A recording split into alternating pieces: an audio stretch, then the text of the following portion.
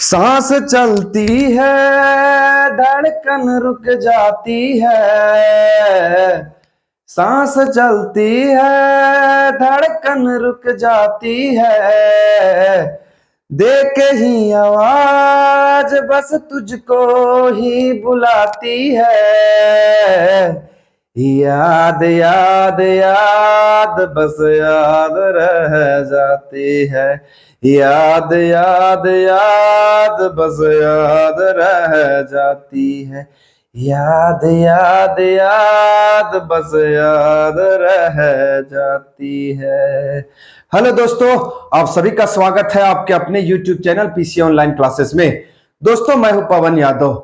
दोस्तों, आज के इस क्लास में हम बताने वाले हैं आपको ग्रुप डी के प्रीवियस ईयर क्वेश्चन, है ना, जो बहुत इंपॉर्टेंट हैं। सारे के सारे प्रश्न अपने आप में शानदार, जानदार, जबरदस्त हैं। तो चलिए उन प्रश्नों की ओर। सांस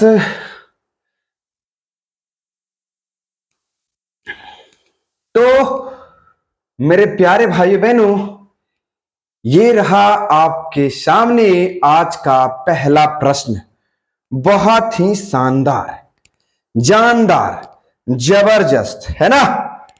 प्रश्न कहता है डॉट भारत हिंदुकुश पर्वत श्रृंखला से घिरा हुआ है ना।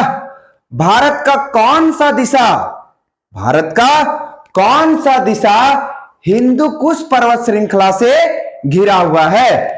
तो मेरे प्यारे भाई बहनों, यहां 4 रसगुल्ले टाइप के ऑप्शन दिए गए हैं। पहला ऑप्शन है उत्तर पूर्व, उत्तर, उत्तर पश्चिम या दक्षिण, है ना।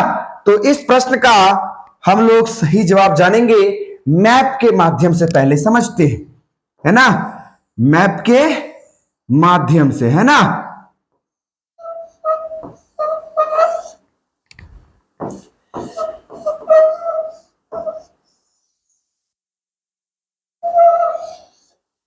मेरे प्यारे भाई बहनों, ये हमारा इंडिया है और इस छोर को हम लोग बोलते हैं पश्चिम। क्या बोलते हैं इसको? पश्चिम बोलते हैं। इसे दक्षिण कहा जाता है, इसे पूर्व कहते हैं और इसे बोलते हैं उत्तर, है ना। मेरे प्यारे भाई बहनों, अब यहां है आपका, यहां, है ना, यहां है हिंदुकुश पर्वत, हिंदू, है ना, हिंदुकुश, हिंदुकुश पर्वत, है ना। तो हिंदुकुश पर्वत कहां पर है? इस छोर पर है हिंदुकुश पर्वत, है ना। तो ये है उत्तर और ये है पश्चिम।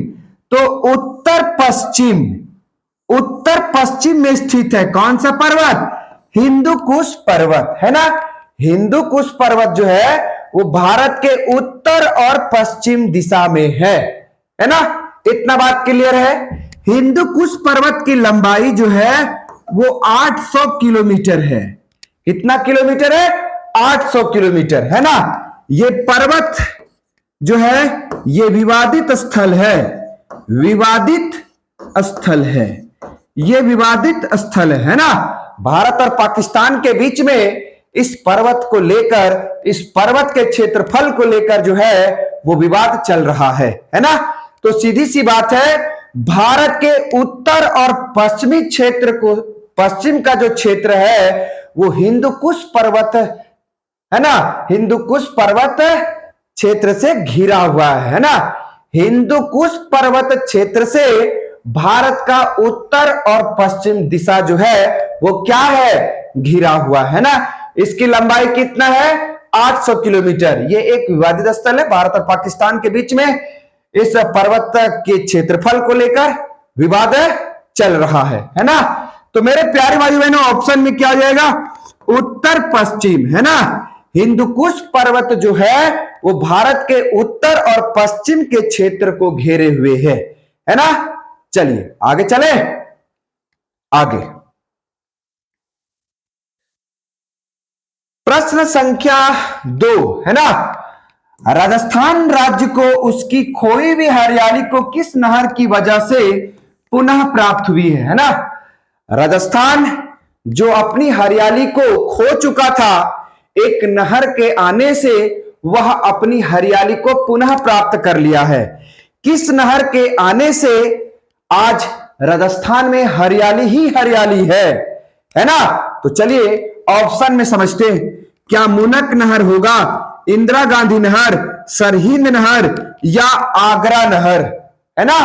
तो मेरे प्यारे भाई बहनों, इसका सही जवाब होगा इंदिरा गांधी नहर। इंदिरा गांधी नहर के आने से आज जो है वो राजस्थान है ना, हरियाली ही हरियाली है वहां पर। किस नहर के आने से? तो इंदिरा गांधी नहर के आने से, है ना। यहीं पे समझते हैं। भारत की लंबी नहर है, भारत की लंबी नहर, भारत की लंबी नहर है, बड़ी नहर भी कह सकते हैं, बड़ी नहर, है ना। तो इंदिरा गांधी जो नहर है ये भारत की लंबी और बड़ी नहर है ना। वहीं शुरुआत इसका कब किया गया? शुरुआत तो 31 मार्च 1958 को, है ना। 31 मार्च 1958 को जो है वो इंदिरा गांधी नहर की क्या कर दी गई? शुरुआत कर दी गई, है ना। इसे पहले राजस्थान नहर कहते थे, राजस्थान नहर, है ना। इसे पहले क्या कहते थे? राजस्थान नहर कहते थे, ठीक है ना। चलिए कुछ बातें और है, उसको भी यहां पर हम लोग क्लियर कर लेते हैं ना। मेरे प्यारे भाई बहनों, यहां एक नदी है सतलुज या सतलज कह सकते हैं। यहां पर एक नदी है व्यास, है ना। इन दोनों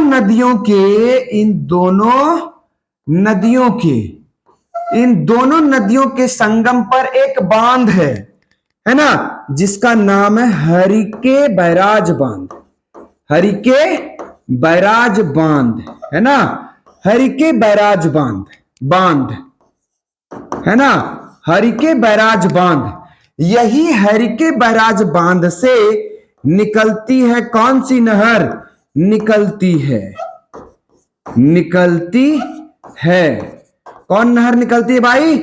इंदिरा गांधी नहर, इंदिरा गांधी नहर, है ना। सतलुज और ब्यास नदी के संगम पर एक बांध है जिसका नाम है हरिके बैराज बांध, और यही हरिके बैराज बांध से इंदिरा गांधी जो है वो नहर निकलती है ना। तो मेरे प्यारे भाई बहनों, अब ये जो इंदिरा गांधी नहर है ये राजस्थान और पंजाब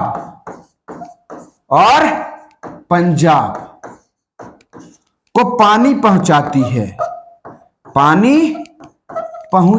है। याद रखेंगे सारे के सारे, है ना। एक बार समझते हैं फटाक से, जल्दी से, है ना। मेरे प्यारे भाई बहनों, राजस्थान राज्य को उसकी खोई हुई हरियाली को किस नहर की वजह से पुनः प्राप्ति हुई है ना। आपके आने से आए बहार, है ना, ये गाना सुने होंगे आप लोग। तो इंदिरा गांधी नहर के आने से राजस्थान में आज बहार ही बहार है, हरियाली ही हरियाली है। तो इंदिरा गांधी नहर के आने से राजस्थान में क्या हुई है? बहार है, हरियाली ही हरियाली है। आपके आने से आए बहार, है ना। भारत की सबसे लंबी और बड़ी नहर है इंदिरा गांधी नहर। इसका शुरुआत कब किया गया? 31 मार्च 1958 को। इंदिरा गांधी नहर को पहले राजस्थान नहर के नाम से जाना जाता था, है ना। इंदिरा गांधी नहर के द्वारा राजस्थान और पंजाब को पानी पहुंचाया जाता है। वहीं सतलुज और ब्यास नदी के संगम पर, सतलुज और ब्यास नदी के संगम पर, सतलुज और ब्यास नदी के संगम पर है ना, संगम पर एक बांध है जिस बांध का नाम है हरिके बैराज बांध। और यही बांध से कौन सी नहर निकलती है? इंदिरा गांधी नहर निकलती है मेरे प्यारे भाइयों। अरे समझ में आया रसगुल्ला? अरे कमेंट करना, और अगर फेसबुक में देख रहा है तो फॉलो क्यों नहीं करते हो? फॉलो कर दिया करो मेरे भाई, कमेंट भी किया करो, है ना। चलिए आगे चलते हैं, हम लोग अगले प्रश्न की ओर चलते हैं। अगले प्रश्न की ओर चलते हैं ना। अगला प्रश्न है, बहुत ही शानदार प्रश्न है। यह प्रश्न जो है यह भी शानदार है। भारत के उत्तरी मैदानों का वह भाग जिसमें प्राचीन जलोढ़ मौजूद है क्या कहलाता है ना? भाबर कहलाता है, तराई कहलाता है, खादर कहलाता है या बांगर कहलाता है ना। तो इसको भी हम लोग पूरा डिटेल से समझेंगे, है ना। तो ये है आपका हिमालय की 3 चोटियां, है ना। जैसे इसके नीचे आएंगे यहां बड़े बड़े पत्थर पाए जाते हैं। क्या पाए जाते हैं? पत्थर पाए जाते हैं, पत्थर। अब ये वाला जो क्षेत्र है ना, ये क्षेत्र को बोलते हैं भाबर। क्या बोलते हैं? भाबर बोलते हैं। जैसे ही यहां पर आएंगे यहां पर हरे भरे घास मिलते हैं। क्या मिलते हैं? हरे भरे घास मिलते हैं, हरे भरे घास। अब इस वाले क्षेत्र को बोलते हैं तराई। क्या बोलते हैं? तराई बोलते हैं, है ना। इस वाले क्षेत्र को क्या बोलते हैं? तराई, है ना। अब जब आगे जाएंगे तो यहां है आपकी नदियां, है ना। क्या है यहां पर? नदी है ना। ये यहां पर क्या है भाई? ये नदी है। तो नदी के नजदीक वाली मृदा, नदी के नजदीक वाली मृदा को खादर कहते हैं। खादर कहते हैं, खादर कहते हैं। मेरे प्यारे भाई बहनों, नदी के नजदीक वाली मृदा को क्या बोलते हैं? खादर बोलते हैं। नदी के नजदीक वाली मृदा को क्या बोलते हैं? खादर बोलते हैं, है ना। इसे नई जलोढ़ मृदा भी कहते हैं।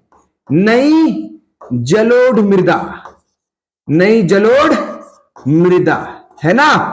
नई जलोढ़ मृदा अधिक उपजाऊ होती है, अधिक उपजाऊ, अधिक उपजाऊ होती है। इतना बात क्लियर है ना। वहीं अगर बात करेंगे नदी के दूर वाली मृदा, नदी के दूर वाली मृदा, दूर वाली मृदा, मृदा इसको क्या बोलते हैं? इसको बांगर कहते हैं, है ना। इसे क्या कहते हैं? बांगर कहते हैं। पुरानी जलोढ़ मृदा कहते हैं इसको, पुरानी जलोढ़ मृदा, है ना। पुरानी जलोढ़ मृदा या प्राचीन मृदा कहते हैं। प्राचीन मृदा या प्राचीन जलोढ़ मृदा कह सकते हैं। मेरे प्यारे भाई बहनों, ये कम उपजाऊ होती है, कम उपजाऊ, उपजाऊ, ये कम उपजाऊ होती है ना। तो सीधी सी बात याद रखना है, सीधी सी बात याद रखना है कि नदी के नजदीक वाली मृदा को खादर कहते हैं, खादर मृदा को नई जलोढ़ मृदा कहा जाता है। और खादर मृदा जो होता है, नई जलोढ़ मृदा जो होती है, वो अधिक उपजाऊ होती है, क्योंकि नदियों के द्वारा हर साल बाढ़ के द्वारा यहां की मृदा को बदल दिया जाता है ना। जिसके कारण यहां की मिट्टी जो है ये पोषण युक्त हो जाती है ना। और जब इसमें फसल लगाया जाता है तो यहां की फसल जो है वो अत्यधिक उपजाऊ होती है। याद रखेंगे ये वाला। खादर समझ में आया। बांगर किसे कहते हैं? तो नदी के दूर वाली मिट्टी को बांगर कहते हैं। नदी के दूर वाली मिट्टी को क्या कहते हैं? बांगर कहते हैं। इसे पुरानी जलोढ़ मृदा कहते हैं, इसे प्राचीन जलोढ़ मृदा कहते हैं, जो कम उपजाऊ होती है। क्योंकि यहां की मिट्टी हर साल बदल नहीं पाती, जिसके कारण यहां की मिट्टी पोषण युक्त नहीं होती, जिसके कारण यहां अत्यधिक उपजाऊ नहीं होता, कम उपजाऊ होती है। ऐसी मिट्टी को बांगर कहते हैं, है ना। तो ये समझ में आया मेरे प्यारे भाई बहनों। अगर सीक्वेंस की बात करेगा, सीक्वेंस की अगर बात करेगा तो सीक्वेंस में बैठा देना है। पहले लिखना है हिमालय, हिमालय के बाद लिखिएगा भाबर, भाबर के बाद लिखिएगा तराई, तराई के बाद लिखिएगा बांगर, और बांगर के बाद लिखिएगा खादर, है ना। तो ये सीक्वेंस भी याद रखना बहुत जरूरी है ना मेरे प्यारे भाई बहनों। अब ये भाबर किसे कहते हैं, तो यहां पर भाबर में क्या होती है ना, यहां नदियां आकर छुप जाती हैं, क्योंकि भाबर वाले क्षेत्र में बड़े आकार के पत्थर पाए जाते हैं, जिसके कारण यहां नदियां जो है, नदियां छुप जाती हैं। नदियां क्या हो जाती हैं, छुप जाती हैं, है ना। याद रखेंगे ये सारे के सारे। अब हम लोग ऑप्शन को देखेंगे, है ना। भारत के उत्तरी मैदानों का वह भाग जिसे प्राचीन जलोढ़ मृदा मौजूद है, क्या कहा जाता है, तो बांगर कहा जाता है। 3 का ऑप्शन नंबर डी इसका सही जवाब होगा, है ना। पुरानी जलोढ़ मृदा को क्या कहते हैं, प्राचीन जलोढ़ मृदा भी कहा जाता है बांगर को, है ना। तो यहां पर बांगर है ना, यहां भी बांगर है। इस तरह से इसका सही जवाब हो जाएगा बांगर। बांगर मृदा को पुरानी जलोढ़ मृदा कहा जाता है, या प्राचीन जलोढ़ मृदा कहा जाता है, जो नदियों से दूर स्थित होते हैं, है ना। चलिए आगे।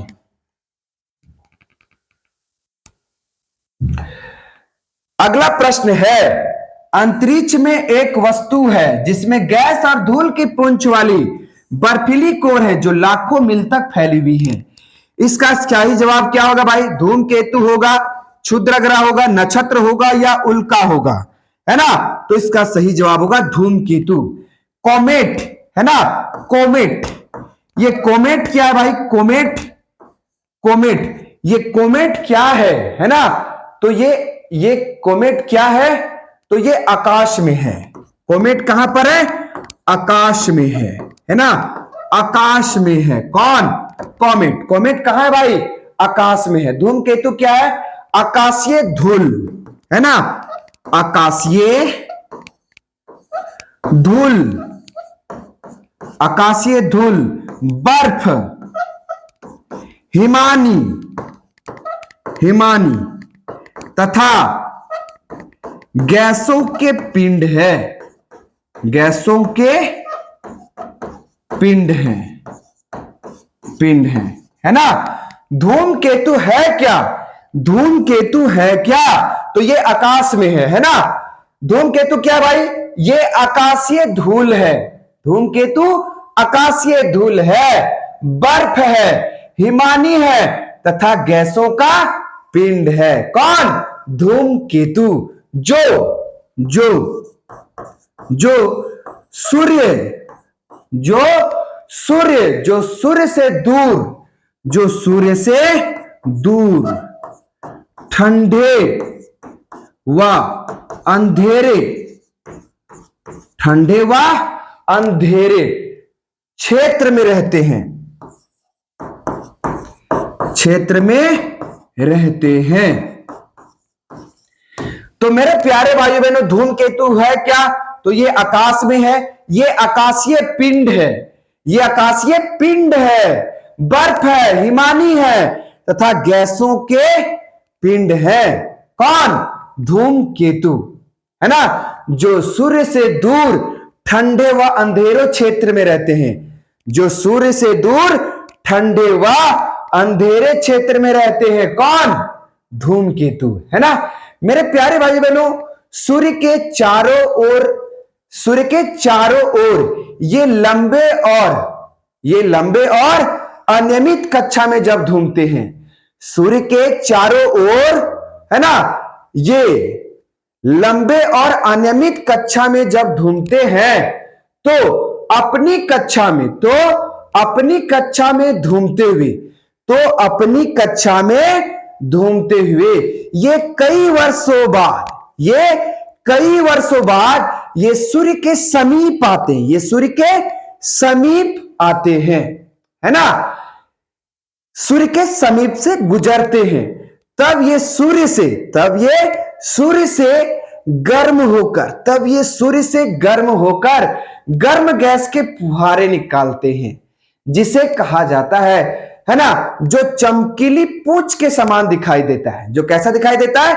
जो चमकीली पूंछ के समान दिखाई देता है ना। जैसे आप लोग जानते होंगे हैली पुच्छल तारा, है ना, एक है हैली पुच्छल तारा, है ना, हैली पुच्छल तारा, हैली पुच्छल तारा, है ना, ये 76 वर्षों के अंतराल के बाद दिखाई देता है। 76 वर्षों के अंतराल के बाद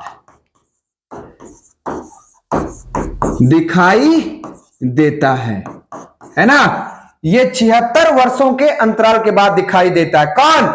हैली पुच्छल तारा। अब कब दिखाई देगा रे? अब कब दिखाई देगा? अब कब दिखाई देगा?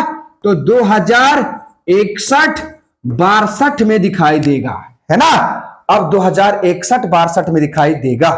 तो मेरे प्यारे भाइयों बहनों, कसम घुंघरू की झंकार की सारे के सारे प्रश्न का, सारे के सारे ऑप्शन का एक्सप्लेनेशन किया जा रहा है ना। तो चलिए अगले प्रश्न की ओर चलते हैं हम लोग। अगला प्रश्न है ना, अगला प्रश्न कहता है अक्षांश के समांतर निम्नलिखित में से कौन सी रेखा उनके स्थान के साथ सुमेलित नहीं है? तो पहला ऑप्शन है कर्क रेखा, उत्तरी गोलार्ध, अंटार्कटिक वृत्त भूमध्य रेखा के दक्षिण में, आर्कटिक वृत्त भूमध्य रेखा के उत्तर में, मकर रेखा के पूर्वी गोलार्ध में, है ना। तो इसे भी हम लोग जो है वो मैप के माध्यम से समझते हैं, है ना, मैप के माध्यम से समझते हैं। तो मेरे प्यारे भाई बहनों, ये शानदार सा ग्लोब, है ना, इस वाले भाग को बोलते हैं भूमध्य रेखा। क्या बोलते हैं? भूमध्य रेखा, है ना। क्या बोलते हैं इसको? इसको बोलते हैं भूमध्य रेखा, है ना, भूमध्य रेखा।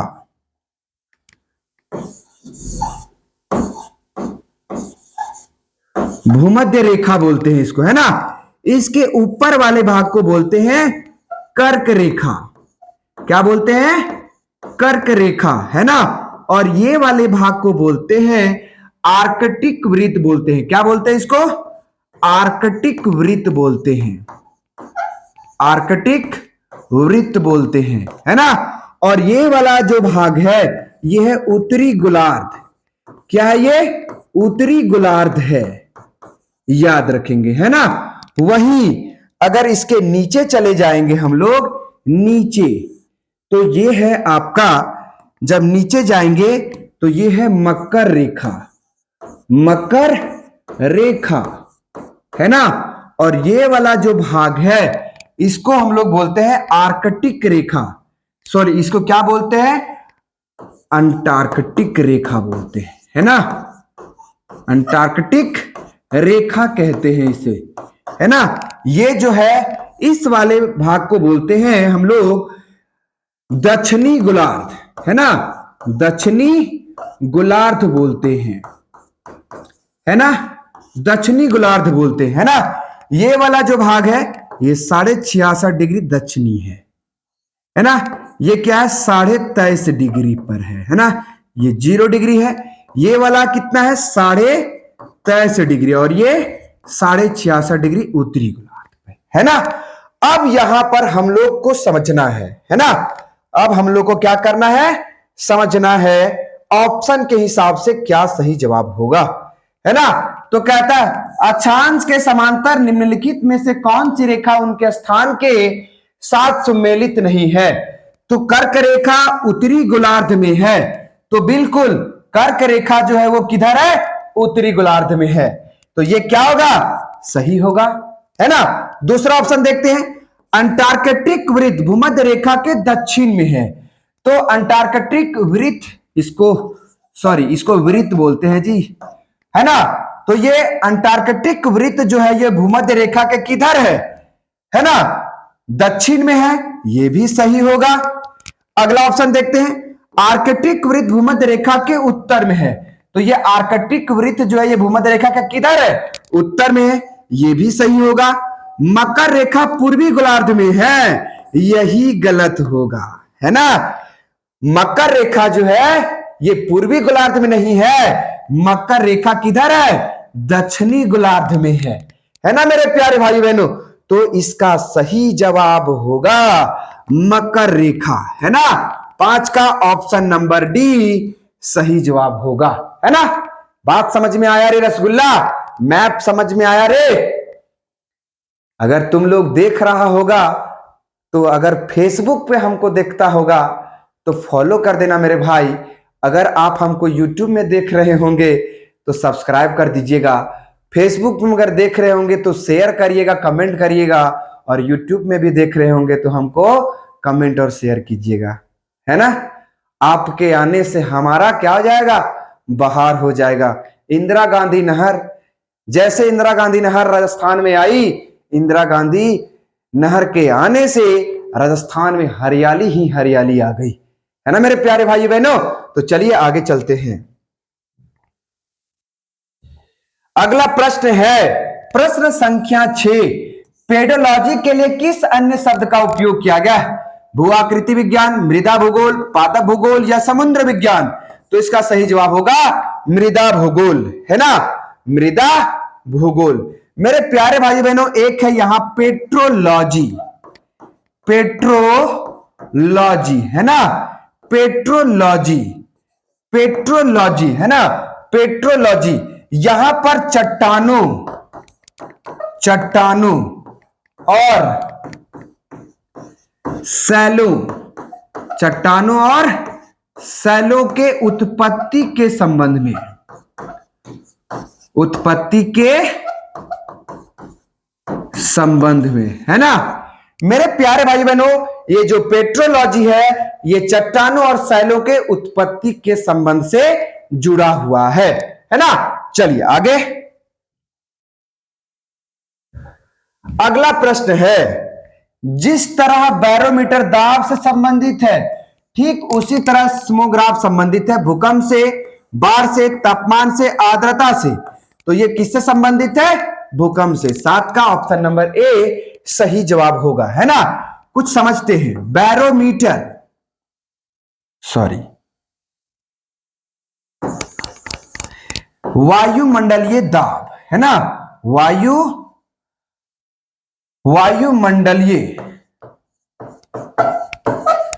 वायुमंडलीय दाब, है ना, वायुमंडलीय दाब।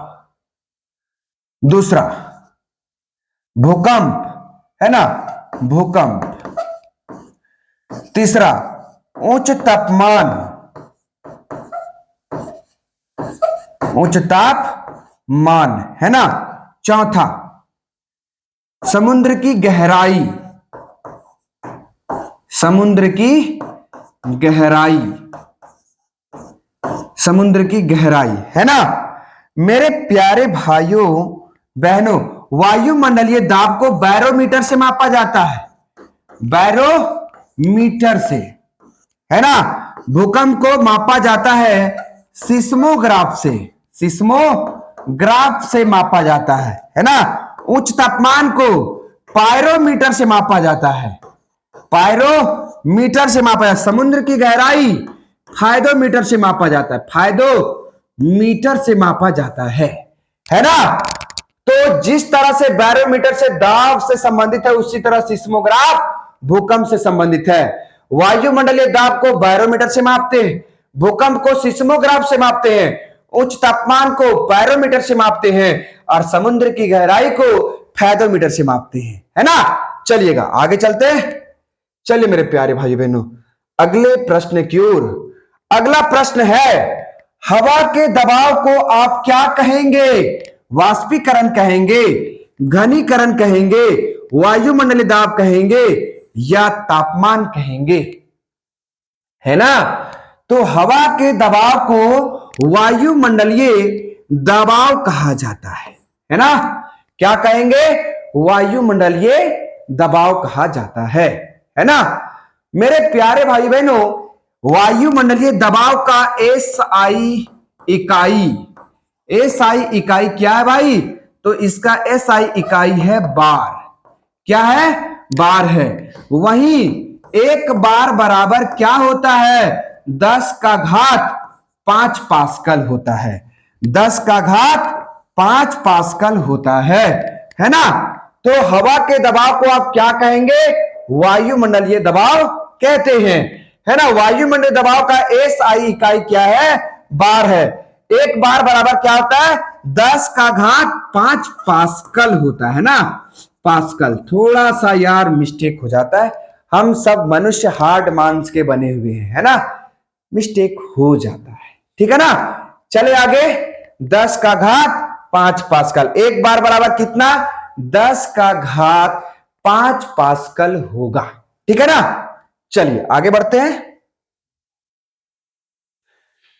क्वेश्चन नंबर 9, मनिटॉलिन द्वीप कहां स्थित है?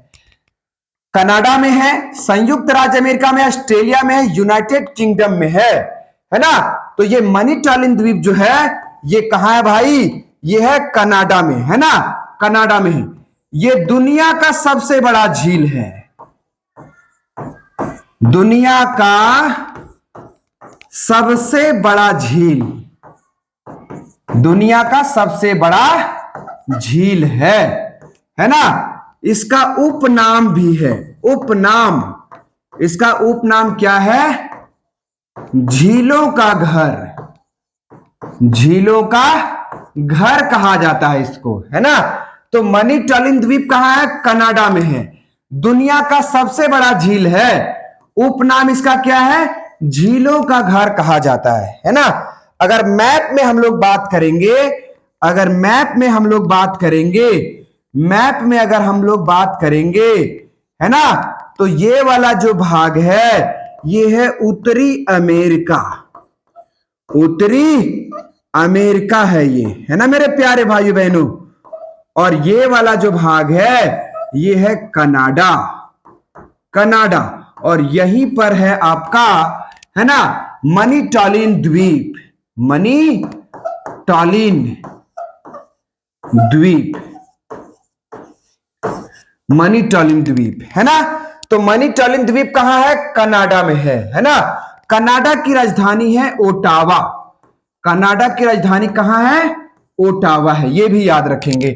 दुनिया का सबसे बड़ा झील है, उपनाम क्या है इसका? झीलों का घर। कहां पर है मनिटॉलिन द्वीप? कनाडा में। इसकी राजधानी कहां? ओटावा। चलिए आगे बढ़ते हैं।